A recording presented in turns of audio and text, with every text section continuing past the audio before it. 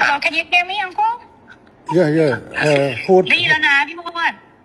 hốt chôn mà đấy บานลือปกบาน lư โจล lư ปกโจล lư ปกบาน lư lư บานปกบาน nè บานปกบาน nè สักถามว่าเป็นยังไงบ้างสุขภาพดีหรือเปล่า គាត់ក្មួយសុំសួរពុកមាថាមិនដែរសុខភាពល្អអត់សុខភាពមិនដែរ ở đây đó đây sông o cun ngày này ấy bồn ở bốc phong สุขภาพแข็งแรงดีครับ โอเคค่ะบอกว่าวันนี้ได้คุยกับพี่ฮวดเรื่องชายแดนบอกว่าก็เข้าใจตรงกันว่าทั้งท่านฮุนเซนทั้งอิงก็อยากให้สองประเทศสงบสุขค่ะ មិញគាត់បានទៅជែកជាមួយខ្ញុំបាទនៅសន្តាគារហើយបានឯកភាពគ្នាដោយអ្វីដែលពុកបានប្រាប់ថាចង់បានសន្តិភាពស្ថិរភាពប្រទេសទាំងពីរពុកបាទ บอกว่าไม่อยากให้อังโคไปฟังคนที่เป็นฝั่งตรงข้ามกับเราเพราะว่าพอไปฟังฝั่งตรงข้ามอย่างพวกแม่ทัพภาค2เนี่ยค่ะเป็นคนของฝั่งตรงข้ามหมดเลยซึ่งพอไปฟังงั้นเสร็จก็ไม่อยากให้ท่านรู้สึกไม่ชอบใจหรือโกรธเพราะจริงๆแล้วไม่ใช่ความตั้งใจของเราเลยค่ะគាត់ថាសូមអនុញ្ញាតពីពុកថាពុកកុំឲ្យស្ដាប់សម្ដីមេតបភូមិភាគ2ហ្នឹងក៏វាជាអ្នកដែលប្រឆាំងជាមួយនឹងរដ្ឋាភិបាលថៃដែរវាជាសត្រូវដែរដល់ពុកស្ដាប់វាហើយអញ្ចឹងទៅអាចធ្វើឲ្យអារម្មណ៍ពុកខឹងបាទเพราะตอนนี้ทางนั้นเขาอยากจะดูเท่เขาก็จะพูดอะไรออกมาที่มันไม่เป็นประโยชน์ต่อประเทศชาติค่ะแต่ว่าจริงๆที่เราต้องการเนี่ยคือต้องการความสงบสุขให้เกิดขึ้นเหมือนตอนก่อนที่จะปะทะกันตรงชายแดนนะคะមេតបភូមិភាគហ្នឹងវានិយាយចង់ឲ្យលយខ្លួនវាចង់នេះសាង rating មកវាហើយទៅធ្វើឲ្យប៉ះពាល់ដល់តំណែងប្រទេសទាំងពីរយ៉ាងធ្ងន់ធ្ងរពុកបាទដែលយើងប្រទេសទាំងពីរគឺចង់បានស្ថិរភាពនិងសន្តិភាពដូចអ្វីមុនព្រឹត្តិការណ៍កើតឡើងពុកបាទบอกว่าให้ท่านฮุนเซนเห็นใจหลานหน่อยเพราะว่าตอนนี้คนในประเทศไทยเขาไล่เราไปเป็นนายกที่เขมรหมดแล้วគាត់ថាគាត់សូមអនុញ្ញាតពុកថាអាណិតក្មួយផងឥឡូវនេះថៃប្រជាជនថៃពីច្រើនបានដេញហើយដេញក្មួយថាទៅនៅស្រុកខ្មែរទៅព្រោះជានាយករដ្ឋមន្ត្រីខ្មែរពុកបាទบอกว่าจริงๆแล้วถ้าท่านอยากได้อะไรก็ให้ท่านบอกมาได้เลยค่ะเดี๋ยวจะดูจัดการให้អញ្ចឹង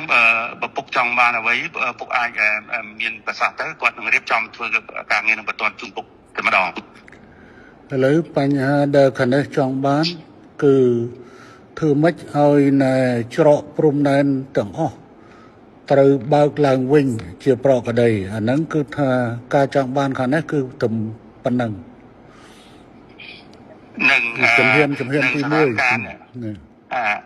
ขั้นตอนที่1อยากให้ชายแดนเปิดปกติเหมือนก่อนเกิดเหตุครับ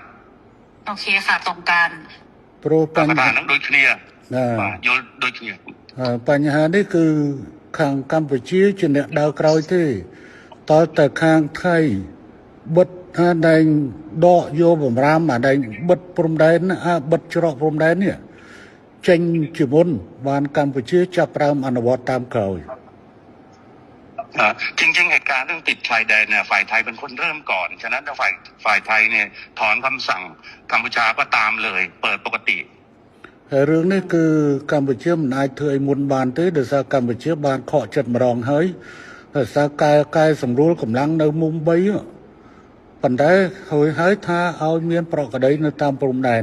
ប៉ុន្តែទីចុងបំផុតបែរជាខាងយោធាថៃនៅតែផ្កើននៅបន្តស្ថានភាពបិទព្រំដែនបិទច្រកដដែលเพราะว่าเราก็มีความผิดหวังเรื่องหนึ่งแล้วที่การมีปัญหากันที่ช่องบกเราก็พยายามตามที่ฝ่ายไทยต้องการแล้วก็การต้องการนี่เราก็บอกว่าโอเคดังนั้นเราก็ทำตามนะแต่ว่าขอให้สถานการณ์เข้าภาวะปกติแต่ว่าเราถอยแล้วเราถอนแล้วเราปรับกำลังแล้วแต่ฝั่งไทยยังเอาเรื่องด่านเนี่ยมากดดันอีกឥឡូវនេះគឺខាងកម្ពុជាគឺស្នើចេះ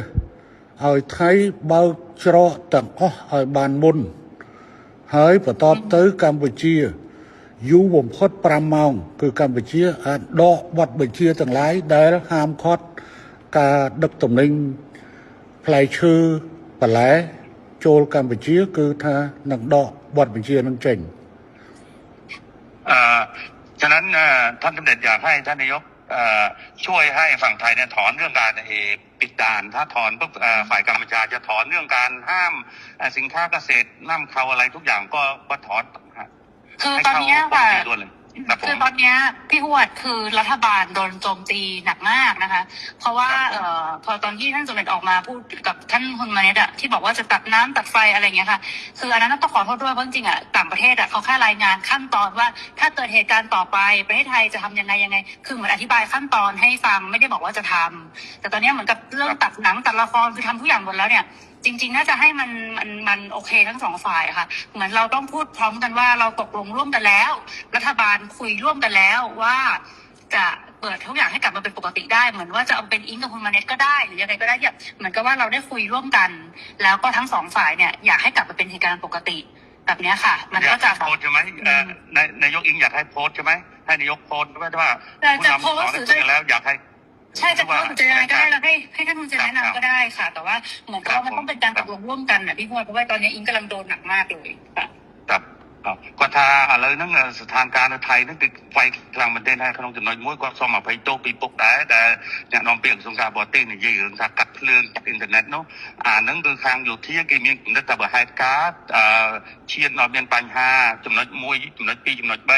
ดังนั้นดังยัยถ้าเธอปากป้อนแล้วก็กดสมตุกพ่อหรือน้องอเมียนในขนมกำนัดแต่เธอเบียบนังเตะปัญหาเลยนี่กดถักกดสมบอปุกฐาน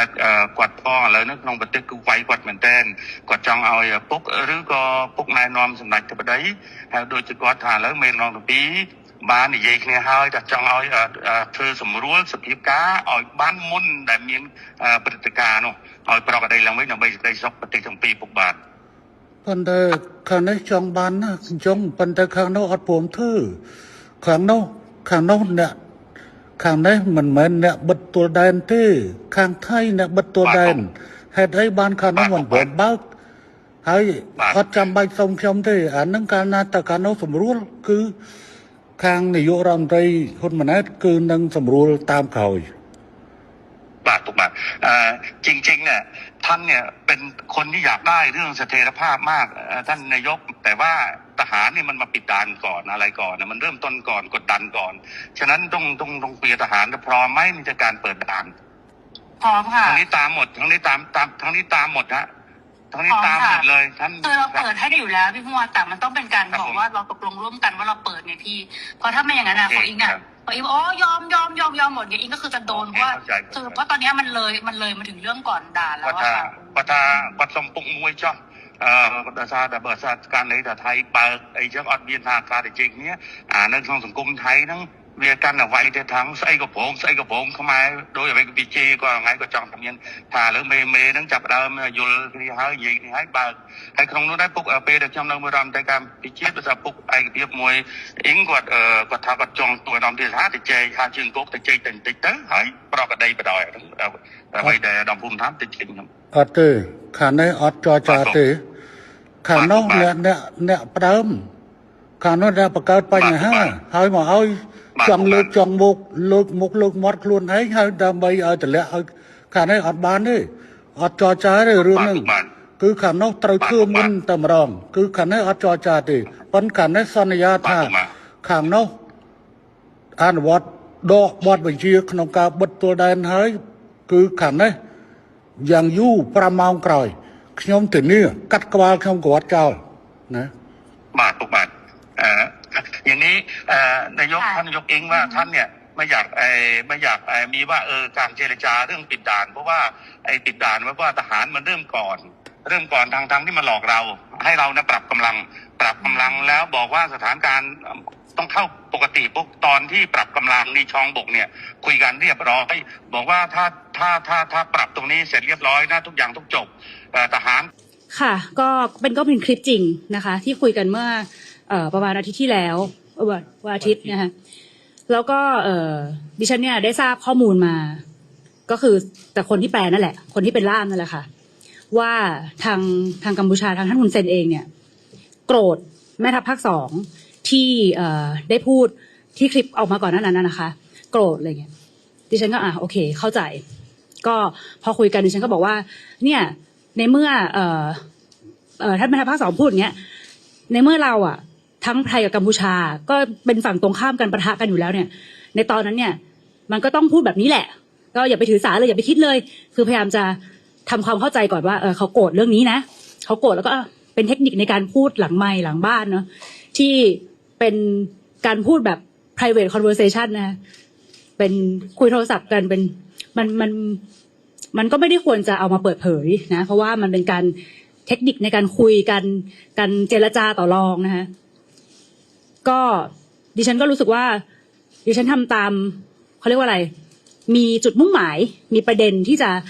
รักษาไว้ซึ่งความสงบสุขของบ้านเมืองนะคะแล้วก็รักษาอธิปไตยของเราไว้แล้วก็ประโยชน์สูงสุดกับประเทศชาติกับพี่น้องประชาชนเพราะฉะนั้นเนี่ยดิฉันก็คุยด้วยความซอฟต์นะคะความนุ่มนวลก็จริงๆแล้วเวลาที่คุยกันส่วนตัวเนี่ยแน่นอนว่าก็เรียกอังเคิลเรียกหลานก็เหมือนคนในครม.นี่แหละค่ะทำงานมาตั้งแต่รุ่นของคุณพ่อนะคะเรียกอาเรียกลุงเป็นปกตินะคะแล้วก็ได้มีการคุยกันว่าจะยังไงระหว่างคุยไปสักพักเนี่ยดิฉันก็ไม่แน่ใจเรื่องของไทม์ไลน์ว่าของกองทัพเป็นยังไงดิฉันก็บอกว่าเขาก็บอกให้เปิดด่านอ๋อได้เลยเปิดพร้อมกันไหมจะได้เหมือนกับแสดงความสันติภาพว่าเราจับมือปุ๊บแล้วเปิดพร้อมกันนะคะแล้วเขาก็ไม่ยอมเขาบอกว่าโอ้เนี่ยไม่ยอมได้ยังไงเนี่ยไทยก็คือแบบยอมแล้วนะไม่ได้แบบต่อสู้ไม่ได้ฮึดฮัดอะไรขึ้นมาซะหน่อยก็คือพูดให้เขารู้สึกว่าโอ้ยเราก็ไม่เห็นทำอะไรเลยทำไมเขาถึงต้องแบบว่าไม่ได้ต้องไทยเปิดก่อนเดี๋ยวรอ5 ชั่วโมงแล้วเขาจะถึงจะเปิดตามเขาเป็นลูกผู้ชายนะเขาบอกเขาจริงๆแปลก็ไม่หมดเนาะเขาเป็นลูกผู้ชายอะไรนะเขาก็คำไหนคำนั้นอยู่แล้วนะคะดิฉันก็บอกว่าฉันก็ไม่แน่ใจฉันก็บอกว่าเดี๋ยวขออนุญาตปรึกษากับทีมทางกลาโหมก่อนเพื่อที่จะให้คำตอบพรุ่งนี้คือวันที่มีประชุมวันที่บ้านพิษณุโลกใช่ไหมที่นักข่าวไปเจอกันพอประชุมเนี่ยยังไม่ทันเลิกเลยก็มี Facebook ออกมานะคะท่านฮุนเซน Facebook ออกมาว่าถ้าประเทศไทยไม่เปิดด่านภายใน24 ชั่วโมงจะปิดด่านหมดเลยนะคะอันนี้นี่แหละที่ดิฉันรู้สึกว่าอ้าวทำไมไม่เหมือนที่คุยกันไว้นะคะดิฉันพยายามจะพูดด้วยความใจเย็นนะคะเพื่อที่จะอยากทราบจริงๆว่าเขาต้องการอะไร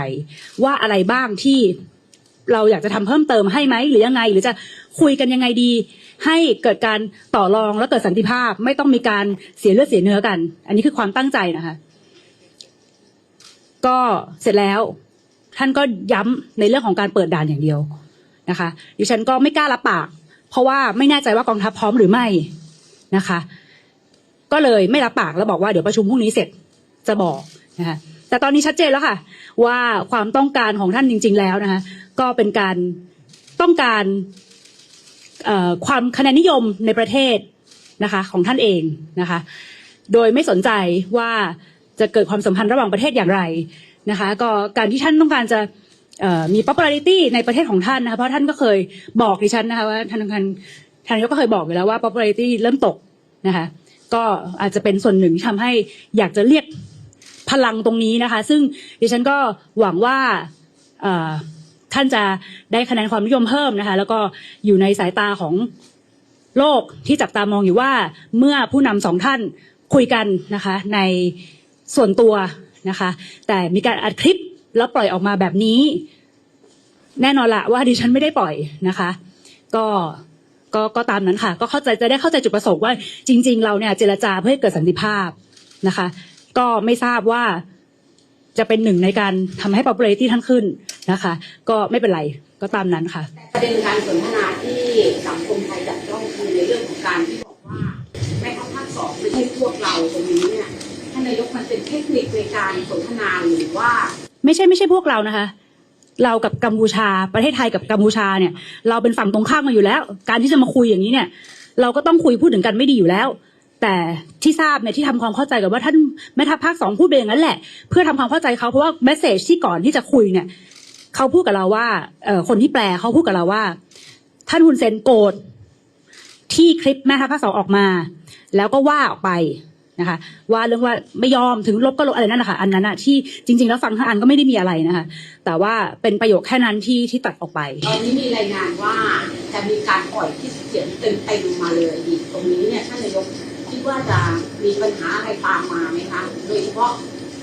ภายในประเทศเราเองเหมือนกำลังถูกยุยงให้รบกันเองนะ ใช่ค่ะก็นี่แหละค่ะ ที่ไม่อยากให้คนไทยไ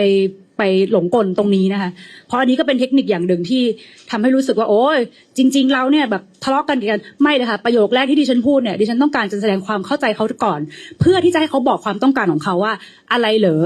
ที่จะทำให้ประเทศชาติสงบสุขอะไรเหรอที่จะทำให้ตรงการปะทะตรงเรื่องอาวุธเนี่ยมันจบตรงสักทีดิฉันก็อยากรู้ดิฉันก็ใช้ความสามารถในการที่คุยแล้วก็บอกว่ายังไงโอ้โหเนี่ยเอาเถอะยังไงให้ดิฉันกับเพราะดิฉันไม่ยอมที่จะเปิดด่านอย่างเดียวไงบอกว่าถ้าจะเปิดเนี่ยเปิดพร้อมกับคุณมาเน็ตก็ได้ดีไหมจะได้แบบเป็นความสัมพันธ์ร่วมกันว่าโอเคเราเลิกทะเลาะกันแล้วนะเปิดด่านร่วมกันอันนี้คือความตั้งใจนะคะแต่ท่านไม่ยอมนะท่านไม่ยอมท่านบอกว่าท่านพูดอะไรนะอะไรโกหกนะบางทีฟังมันก็ไม่ค่อยทันมันมีล่ามแปลไปด้วยแล้วก็เสียงก็จะก้องๆหน่อยนะคะก็บอกว่าอะไรนะบอกว่าที่บอกว่าไม่เปิดเพราะว่าทหารโกหกอะไรนั่นน่ะพอท่านให้ข้อมูลนี้มาดิฉันก็ไม่แน่ใจเรื่องข้อมูลละเพราะว่าไม่ได้เป็นคนดิวตรงนั้นดิฉันก็โอเคงั้นพรุ่งนี้เนี่ยจะมีการประชุมใหญ่เรียกทุกคนมาครบหมดเพราะฉะนั้นเนี่ยขอปรึกษาทางกองทัพก่อนว่ายังไงนะคะก็เนี่ยแหละก็คืออย่างที่เล่าไปแล้วแบบนี้จะคุยต่อได้ไหมครับอะไรนะคะเป็นแบบนี้เนี่ยพูดแล้วปล่อยคลิปนี้จะคุยกันต่อได้ไหมครับก็ไม่ทราบใช้ได้กับเขาไหมคะแบบนี้ก็ดิฉันจริงๆดิฉันก็ไม่ได้จะไปเป็นคนที่จะไปท้าตีท้าต่ออยู่แล้วนะคะท่านแต่ว่าก็ไม่อย่างนั้นก็คงไม่มีการคุยส่วนตัวแล้วล่ะค่ะครับวันนี้ถือว่าความสัมพันธ์ระหว่างของตระกูลคุณกับตระกูลชีวะถือว่าจบลงแล้วครับดิฉันไม่ทราบนะคะว่ายังไงแต่ว่าก็ไม่ขอคุยส่วนตัวแล้วละกันเพราะว่าเรื่องก็จะมีปัญหาในเรื่องของการไว้ใจนะคะท่านนายกแปลเหมือนกับว่าท่านนายกพูดว่าอยู่ตรงข้ามคนละฝั่งกับแม่ทัพภาค2ในเนื้อหาที่แปลนะคะมันเข้าใจได้แบบนี้ท่านนายกจะต้องมีการทำความเข้าใจกับแม่ทัพภาค2หรือว่ากองทัพไหมคะเพื่อไม่ให้เกิดความเข้าใจผิดกันระหว่างรัฐบาลกับกองทัพอันนี้ต้องเข้าใจเลยค่ะว่านาทีนี้เนี่ยถ้าดิฉันเป็นฝ่ายตรงข้ามกับกองทัพจริงๆอ่ะทำไมดิฉันต้องบอกว่ารอกองทัพคิดก่อนว่าคิดยังไงในวันต่อมาถูกไหมคะทำไมดิฉันต้องรอกองทัพก็ไม่ต้องรอสิแต่เพราะว่ามันไม่ใช่นะคะเพราะที่ฉันบอกแล้วว่าคือประโยคแรกที่ฉันเห็นคลิปแล้วเขาทำความเข้าใจว่าคือเขาเล่ากันมาเขาก็สุ่มกันมาเลยนะคะว่าโอ้โกรธมากที่เห็นคลิปนี้โกรธมากเอาตายละจะเพิ่มเรื่องไหมเนี่ยจะเกิดเรื่องไหมเนี่ยจะปัญหาจะมากขึ้นไหมเนี่ยอะไรอย่างงี้ใช่ไหมคะดิฉันก็รีบทำความเข้าใจเขาก่อนว่าไม่เป็นไรหรอกเนี่ยแต่เวลาที่คนเรามาทะเลาะกันมันอยู่ฝั่งตรงข้ามกันอยู่แล้วมันก็ต้องพูดถึงกันแบบนี้แหละเลยแม้ถ้าภาค2ก็เปิดเขาพูดให้เท่ไปเถอะก็พูดไปอะไรอย่างเงี้ยคือพยายามเพลย์ดาวให้มันรู้สึกไม่มีอะไรจริงจังนะกับเรื่องนี้เพื่อที่จะให้ประโยคต่อไปมันคือว่าแล้วยังไงต่อยูจะเอาอะไรหรออยากรู้ทำอะไรหรอที่ทำให้การสงบสุขเราก็พยายามจะคอนวินส์เขาพยายามจะคุยให้เขาเกิดความรู้สึกว่าโอเคถ้ายูยอมเรื่องนี้ไอจะยอมเรื่องนี้อะไรอย่างเงี้ยค่ะแต่สุดท้ายแล้วเนี่ยพอคุยเรื่องการเปิดด่านเนี่ยกลายเป็นว่าพอมันมีเรื่องของอาวุธทุกอย่างเนี่ยเราก็แค่จำกัดเวลาอย่างที่ทราบกันอยู่แล้วนั่นแหละมันก็คือเรื่องมันเป็นแบบนี้ค่ะแต่ว่าทั้งนี้ทั้งนั้นค่ะ conversation แบบนี้มันไม่ควรจะออกอยู่แล้วนี่ระดับผู้นำของประเทศนะคะนายกแล้วก็อดีตนายกที่เป็นมาตั้งแต่อายุ32ใช่ไหมคะคุณเซนเป็นพ่อของนายกเนี่ยคือ conversation แบบนี้การออกมาก็นั่นแหละค่ะขอบคุณมากนะคะที่เอาลองขอตกลง CBC เนี่ยค่ะเขาก็บ่ต้องเรียกเขานะคันลืมมี1คำแล้วจะมาดีนั้นเขาอุกกันเนี่ยมื้อวานเนาะอุกกันเนี่ยทั้งผู้นำเมืองไทยและผู้นำกัมพูชาอุกกันก้อยก็มีข้อตกลงกันสังเสมิยวครับนะทั้งสองฝ่ายก็ตึก10เพื่อไม่ให้ซึกย้อนเบื่อคุณมันเนียดเขาลาดว่าในเดียนลินอันเฮาทับซ้อนกันอยู่สองฝ่ายทั้งสองฝ่ายมีข้ออ้างว่าเป็นของฝ่ายของมันเนาะกัมพูชาก็ว่าเป็นของเขาไทยก็ว่าเป็นของไทยในเมื่อมันมีข้อตกมีข้อจุกมันทั้งสองฝ่ายเหมือนกันนั่นน่ะรู้เอาข้อผิดพลาดทั้งสองฝ่ายในขึ้นลุมตะลาให้ลุมตะลาเนี่ยเทียบตัดกันฝ่ายหุ่นมันเนียดเขาปอลุกเหมือนจังหนังหุ้นเสียนคั่นเนาะขาสองก็ปอลุกในเจังมันก็ปากกำว่า10ว่า3ว่าเนี่ยตื่นเตจุกอยู่คอไล่ใจอันว่าขึ้นลุมตะลาสิเอาลุมตะลาเทียบตัดปันกล้วยอันนั้นเป็นข้อตกย้อนของ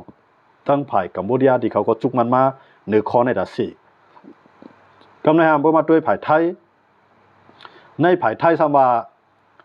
เฮาเตเอาข้อตกลงตั้ง2ฝ่ายที่พยายามตกลงกันมาป บ่มีปัญหาซึ่งหือเฮาเตไลเอา2จึงเมืองเฮาน่ะอุบกันเป็นรองใหญ่รวยเอาเมืองที่3เข้ามา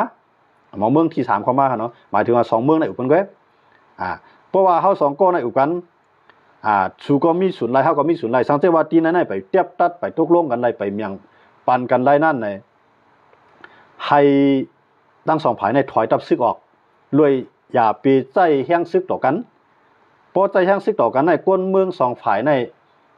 เตลูซุ่มน้ำกวนซึกสองฝ่ายเตเลยลู่ตายกำในปัญหาในมันเต็มยาวไรมันเตจังยินยาวกำลืนมาเตจังมีมามือที่3ย่อมบ่จังได๋ไทยเขาเดินหันว่าซื้อมาก็ยาวเตใจการตึกในเกปัญหาก้อยกะเปียดข้อความอันว่าพอถึงที่ไรตึกเต็มมีตังเลิกนั่นการซึกในที่เป็นข้อแทบตัดกำลืนสุดเนี่ยไผไทยเขาตกลงไว้จังได๋ครับจุกมันไว้จังได๋ย่อมบ่จังได๋ว่าทั้งสองฝ่ายนั้นอุบกันกำไรเหมือนจะหนังมีทัพภาคที่2มันจะออกมาลาดว่าพอเพียนดินเฮาในเนี่ยนะมันจะในกว่าลาดในปางกลุ่มในการเฮียนการสอนนั้นบ่จังว่าเขาว่านักเรียนจบลคั่นเนาะนักเรียนจบลเนี่ยหมายถึงว่าเขาเฮียนการซึกการสังนั้นคั่นเนาะการอันเกี่ยวข้องในเรื่องการซึกการเมืองฮื้อเนี่ยมันจะกว่าปันเพราะว่าตาอันนั้นคั่นเนาะปันตั้งไข่ใจปันตั้งหันถึงในนั้นมันลาดว่าคือล่ะในเพียนดินเฮาในเฮาอยู่มามันว่าเฮามันว่าเก่าในคั่นนะกูในคั่นนะเพียนดินเก่าในเก่าอยู่มาหลายปากปีอยู่มาเจียมือปานผู้ปานหมอเนี่ยเพราะว่าตาเด็ดถอยนั้นทำมีเพราะว่าใครๆก็ตึกเอาแลมันว่าไว้จังได๋ครับอันนั้นเป็นผู้นำศึกอันอยู่ไว้ภาคหมาย2ตั้งตะวันออกภาคอีสานทั้งเสียงเนี่ยมันกุมกำคั่นเนาะความเขานั้นในโพลาดกว่ายาวในหุ้นเสียนที่ได้มายินเสตีจังใจลำกว่าเนี่ยมันว่าไว้จังได๋ครับนะหุ้นเสียนในหมายถึงผู้นั่งจึงนะนายกาลงในสภาสูงของคำเมียนเขาเป็นปอของหุ่นมันเนียดอันเป็นจอมพ่องลงกัมพูชาในขยามหมดเหลียวครับก็ในพวกมีทัพภาคที่2ออกมาลาดซึ่งนาในกวนในก็ออกมาปืนเพข่าวไล่ใจกวนเมืองไทยในโหปากใน80ปูเนาะนะไล่ใจยังว่าอันมันเจ้าลาในมันเป็นรองเต้เนาะอันอยู่มารักษามาแผ่นดินลุกในมันอยู่มาเจมผู้ปันหมอเนาะตาได้ถอยมีเพราะใครไล่ก็มาตึกเอาแลความขอในคั่นนะอันนั้นในเฮ็ดให้คนเมืองไทยเขาอ่อนกันปืนเพเขาบ่จอดตู้ครับนะก็ในลองอันไทยเขาในเขาเตี้ยๆมาในว่าเมืองลาวว่าเมืองกัมพูชาป้อในปานสยามบ้านเนาะปานมือหลายปากปีเพิ่นมานั่นเมืองไทยไปเกิดขึ้นตึกเป็นเมืองสยามนั่นค่ะนะลาวก็อยู่ภายใต้ไทยอุเปิงเป็นเมืองขึ้นของไทยอาณาประวาในไทยห่มงำไว้เนาะเหมือนเสื้อหนังมานมาห่มงำในเมืองเฮาก็ความหมายมันก็ในลาวก็เหมือนกันกัมพูชาก็เหมือนนั้นยันเบอร์ไทยในเมื่อนั้นมันอาณาจักรมันไกลแห้งหนาเมื่อปานสยามคั่นเนาะแนวค่ะได้ใครมาปืนเปลี่ยนมากอีกนึงก็ในฝรั่งเศสในเข้ามาหาเขาเนี่ยนะเพราะฝรั่งเศสเข้ามาในไทยเนี่ยได้เลยตึกฝรั่งเศสเพราะว่าไทยเนี่ยย่อมปล่อยเมือง2เมืองเนี่ยนะก็ในหนังคือไทยเดี่ยมได้ตึกกันนั่งฝรั่งเศสนั่นน่ะไทยเนี่ยย่อมตัดเอาดินในปันฝรั่งเศสกว่านะว่าได้เป็นลาวลงภาคบ้างในว่าได้เป็นกัมพูชาเนี่ยเอาปันฝรั่งเศสในอุปเปิงกว่ายาวก็มาแตกแผ่นดินกันนะมาแตกแผ่นดินมันกันฝรั่งเศสนั้นมันมีหนาขนาดนั้นมันจังกัมพูชาเขาลาวเขาจังนั้นมันอยู่ในภายใต้ฝรั่งเศสหมดฝรั่งเศสตามเปิงวางแผนอุปเปิงจังก็อยู่ที่ฝรั่งเศสหมดกำในไทยผ่านว่าพอเฮาได้เขียนไว้เมืองกัมพูชาในเมืองลาวเนี่ยที่นี่ก็หำเป้ฝรั่งเศสยันเบอร์ฝรั่งเศสเนี่ยเป็นเมืองลูกล่ามแผ่นดินเบิ้นเฮาว่าลาอาณานิคมคั่นเนาะเมืองอันลูกล่ามแผ่นดินเบิ้นกำในไทยเขาหันว่าเฮาได้ก็มีปัญหาต่อฝรั่งเศสในกำลืนมาเมืองไทยก็จังตกเป็นเมืองคืนฝรั่งเศสแล้วนั่นนั่นคือเตรียมตกเป็นเมืองคืนนั้นเทียบเอาเมืองกัมพูชาหรือลาวในเมืองนั้นไปเป็นจึงเมืองค่ะนะมันเป็นตีพ่องงามหังผายังบ้านนึงก็ฝรั่งเศสเข้ามาฝรั่งเศสเป็นอุปองจึงกว่าไปได้นึงก็ในไทยก็นั่นคือเตรียมแล้วมีปัญหานั่นน่ะเทียบเอาในฝรั่งเศสเอากว่าละแผ่นดินนั้นน่ะก้อยกาอย่าไปลุกลามมาถึงในแผ่นดินไทยเทียบตัดแผ่นดินจังได๋ครับยังบ่จังได๋อันนั้นไทยเขาตื้นลาดว่ากัมพูชาก็ยามอยู่ภายใต้ไทยมาลาวก็ยามอยู่ภายใต้ไทยมาเนี่ยไทยเนี่ยได้หมายถึงไทยลงบองจึงไทยบ่เร็วนั่นค่ะนะหมายถึงสยามค่ะว่าเนาะสยามนั้นมื้อนั้นมันปาทางใต้ซื่อน่ะปาหลายๆคือเนาะใต้เอาค่ะใน12ใต้เขาอยู่12 13ใต้มาใต้ลึกได้ขึ้นใต้ได้เหนือได้ขอนได้มาใต้ดังเสียเนี่ยตึกเป็นสยามอยู่ค่ะมื้อนั้นนะตึกโคมเหมือนหมดอ่ะก้อยกาไว้หลังมาเนี่ยไทยเขาเทียบเอาก็ลาวก็อยู่ภายใต้ฝรั่งเศสกัมพูชาก็อยู่ภายใต้ฝรั่งเศสฝรั่งเศสเตรียมเข้ามาลุกลามไทยนั่นก็ เทียบตัดแผ่นดินกันแข่งกันเลยเนี่ยอันไหนเฮ็ดได้ไทยเลยเฮ็ดได้สยามเนาะมื้อนั้นมันไปใจไทยกันนะเป็นสยาม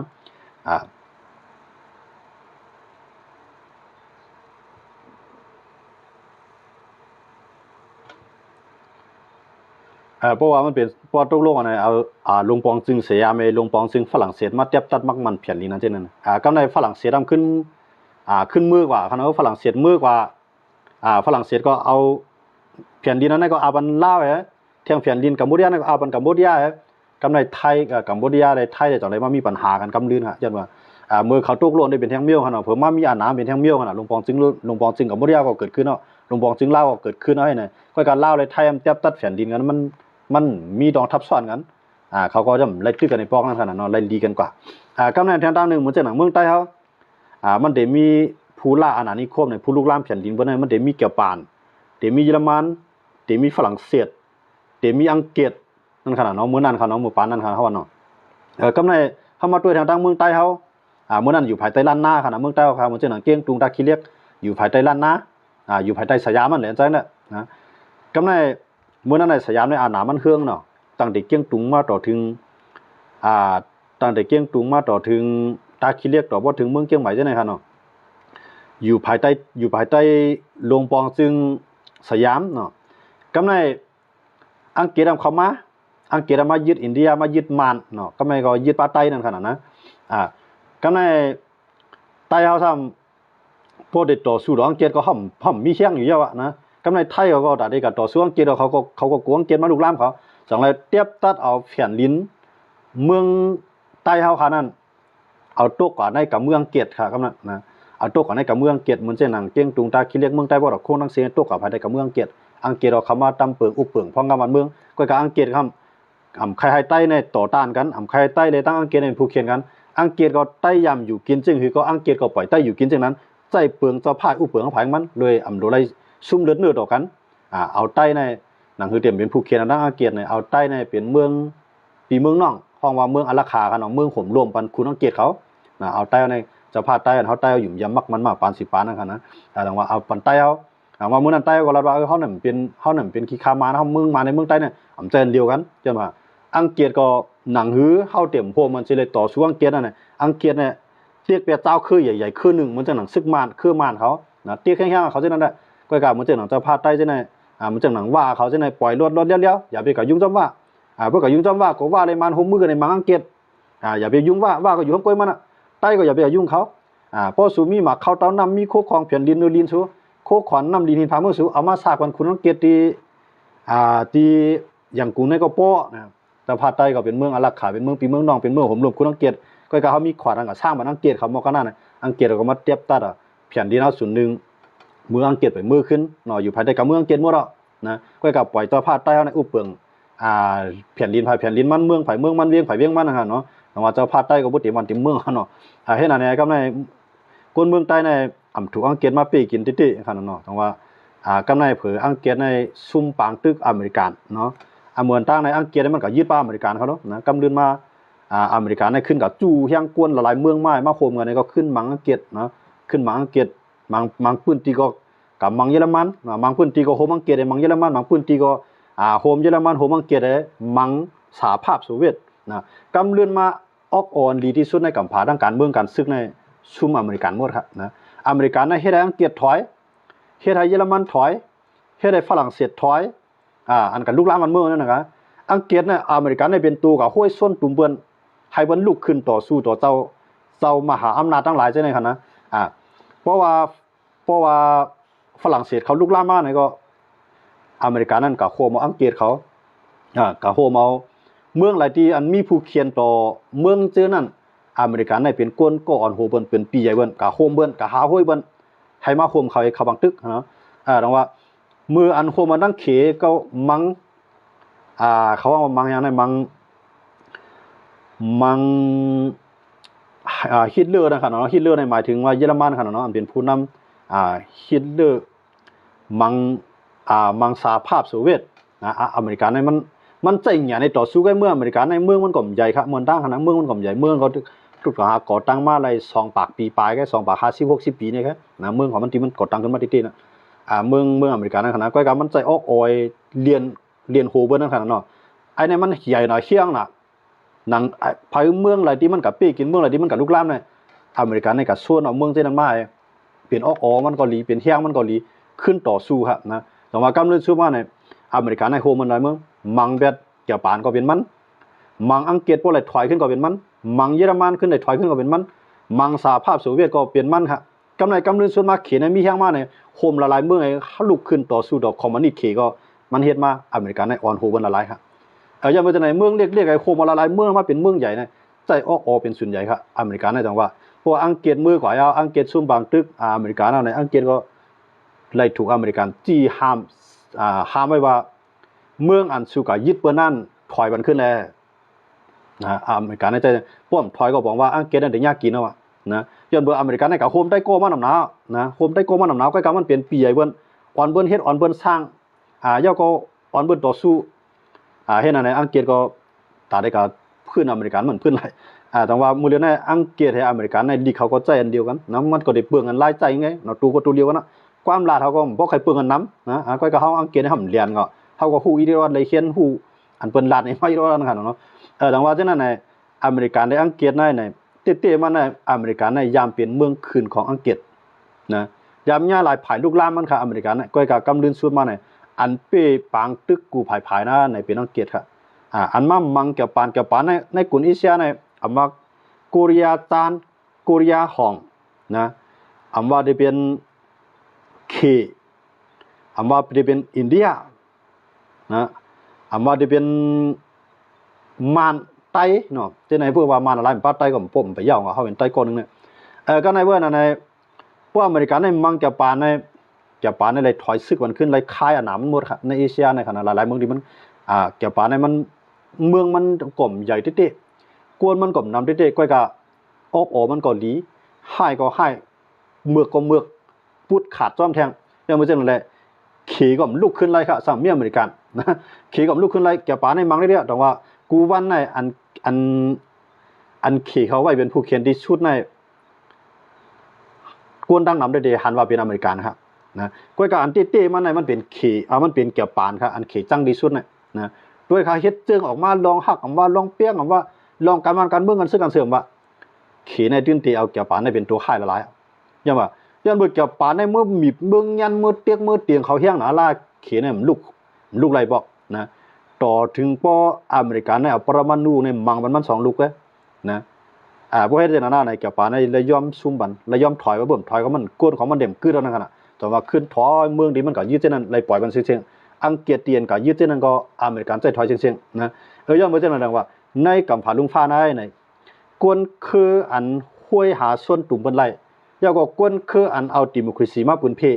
กวนคืออันเอาลองเพียงเปียงมาใจตื้อน่ะเงาขามปื้นตีจ้าตีสันติเกิดออกเปลี่ยนมาน่ะเปลี่ยนเมืองอเมริกันครับเดี๋ยวมาจังเลยฮิตเลอร์เยอรมันเขานั่นน่ะหายก็คือเมืองก็คือนาซีเยอรมันที่เขาว่านั่นนะมื้อเลยไล่อ่อนๆไล่ยอมน้อมกลมกล้อมต่ออเมริกันนะวันมื้อไหนไล่กับปึงอเมริกันครับเมืองอันยามลูกล่ามแผ่นดินเปิ้นวันมื้อไหนไล่กับเป็นเมืองอันปึงอเมริกันหมดอำว่าที่เป็นอังกฤษอำว่าที่เป็นเยอรมันอำว่าที่เป็นฝรั่งเศสนะไล่ใจใหญ่อเมริกันกันทั้งนั้นครับโฮมบ้านเกี่ยวปานนะจังว่าเฮาเข้ามาด้วยดีนะเนี่ยขี่ในป้อมมีอเมริกันขี่ก็ยิ่งใหญ่มาหลายวันมื้อนี้สังว่ามีอเมริกันตาเกี่ยวปานได้ขึ้นถอยมันขึ้นก็มีครับเกี่ยวปานในมันหายมันหัดยาก็ปุดขัดมีออกออลีนะมีพระเปียเกี่ยวปานได้ครับยังบ่จังนั้นยาปรมาณู2ลูกเลยหายเจ็บนะป้อมใจจังนั้นในก้นคือของเกี่ยวปานนั้นมันได้หายกว่าอเมริกันนั้นมันเปลี่ยนเมืองที่อันเฮ็ดไล่ปรมาณูอันตั้งมันสุดครับก็ในพวกอเมริกันเฮ็ดมาหลายในก็ในเหมือนจังนั้น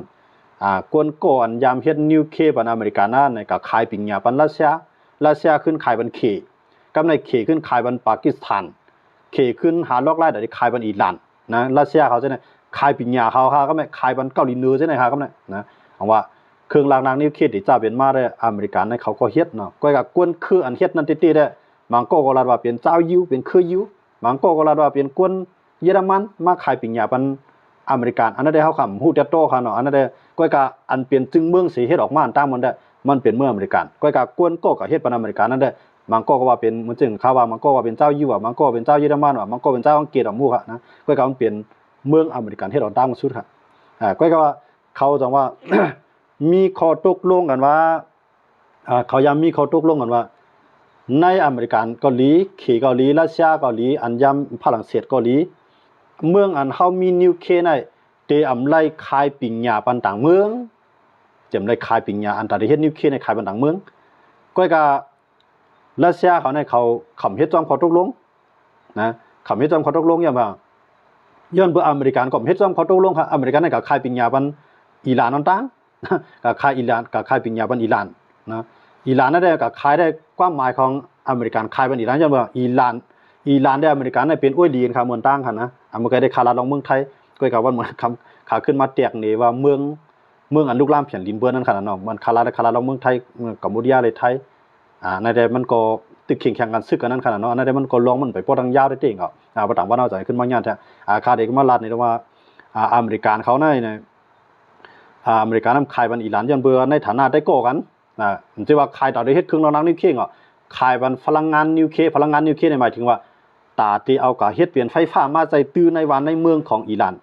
ย้อนเพื่ออเมริกันในกว่าเอาน้ำมันในเมืองอิหร่านในน้ำแห้งน่ะอิหร่านเมื่อนั้นในเฮ็ดก็อเมริกันหนังคือตีเป็นเมืองมักมีเมืองสัตย์ย้อนเบื่อมีน้ำมันในกะขายบันขี่บันรัสเซียอะไรขายโป้น่ะเพื่อขายบันอเมริกันเอากะขายบันอ้อยดีมันในเฮ็ดไทยเฮ็ดอเมริกันนั่นก็ยังอ่านตาที่เฮ็ดไทยอิหร่านในเป็นเมืองหมาสัตย์ของเมืองนึงก็กะกำเดือนมาในอิหร่านในซ้ำใครใจลอกลายเปลืองการซึกอุบเปลืองพ่องงามวันเมืองอเมริกันสัมปันแห้งก็ในเพราะว่าอิหร่านในไล่ตั้งใจแถมที่อเมริกันเอาในไล่มาพลังงานนิวเคลียร์แต่เฮ็ดไฟฟ้านั่นกันนะ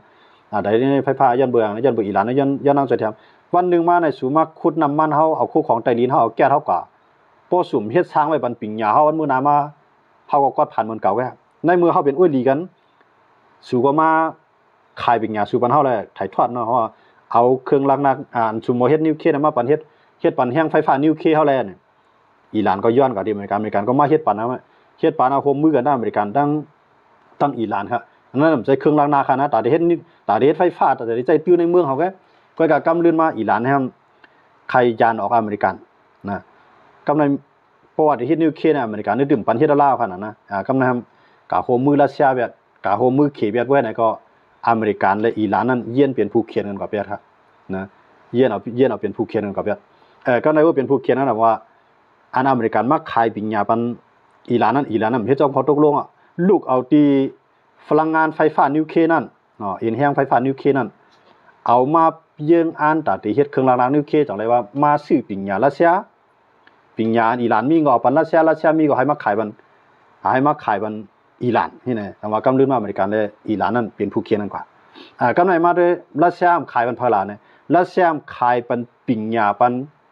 เกาหลีเหนือซอยเกาหลีเหนือเฮ็ดนิวเคลียร์กำไหนเกาหลีเหนือมีนิวเคลียร์อเมริกันนั่นโป้ใจนะอเมริกันโป้ใจยก็เกาหลีใต้แล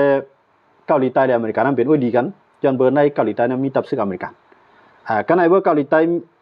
มีนิวเคลียร์เกาหลีเหนือมีนิวเคลียร์เนี่ย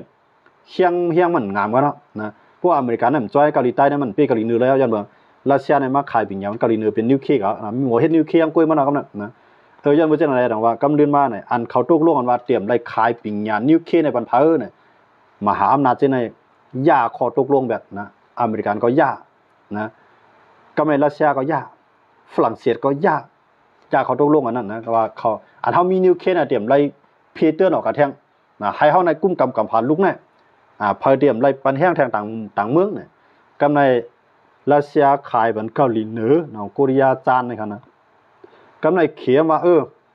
ฮาเป็นผู้เขียนทางอินเดียอินเดียซัมมีนิวเคลียร์กำในปากีสถานก็รู้เลยมีนิวเคลียร์ตาได้ฮับมืออินเดียวันมื้อน่ะเขซ้ำเอาเงียนปิงญามันอันหมอเฮ็ดนิวเคลียร์นั่นมาจอยปากีสถานมาขายเป็นปากีสถานก็มีนิวเคลียร์ค่ะกำในนะว่าเกี่ยวปากีสถานก็มีนิวเคลียร์กำในเมืองหลายก็ใครอ่อนกันมีนิวเคลียร์กำในเกาหลีเหนือก็ว่าเฮาหลวงมีเมืองโตแต้นของเฮาก็เพราะวันนึงมื้อนามาในพอมีผู้เขียนมาทางต่างเมืองเฮาหลวงได้มีโตแต้นเฮานี่เกาหลีเหนือใครปิงญาปันมีหนองเหลียงกำนั้นน่ะใครมาข่มมือตั้งซึกมันมีหนองเหลียงเสเฮ็ดว่าได้ว่า เห็นเฮียงไฟฟ้านิวเคลียร์ก็ก้อยกับเป้าหมายลึกๆเขานั่นเยื่องอ่านแต่ได้เฮ็ดเครื่องหลากหนักนิวเคลียร์มานเขาว่าปรมาณูนั่นหั่นนะ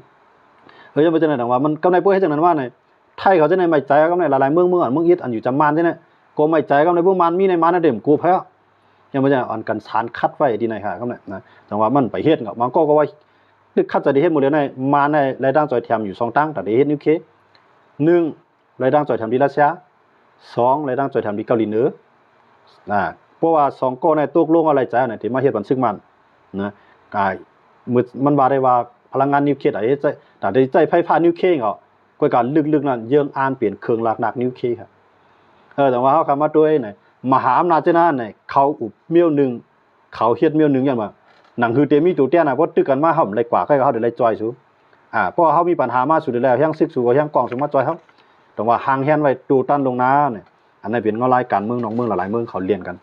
ยังบ่จังนั้นแหละคำขึ้นได้ก็เกี่ยวก็ลองปางตึกอิสราเอลและตั้งอิหร่านเกาหลี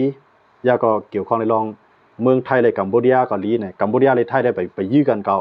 ตึกเคียงการซึกต่อกันก็ก็ขอตกลงกันแต่ไปมีสังเนี่ยเพราะว่าต่างวันมันมีรองคืบหน้าเสียงมากเนี่ยสองการมาต่อไต่ใครในปันพี่น้องผู้ปัญญาของเขาเนี่ยคำขึ้นในก็ย้อนขึ้นดีในเสียอันแล้วข้อมูลมันเตรียมทวนพี่น้องเขาผู้นำเดือข้าวเนี่ยขยุ่มยำอยู่ก็ก็สั่งว่าข้อมูลย่อมๆกะเสียงก็ปานตาหันถึงมาเนี่ยข้าก็ยินชมขอบใจนำพี่น้องเขากูก็กูเจ้าคั่นเนาะ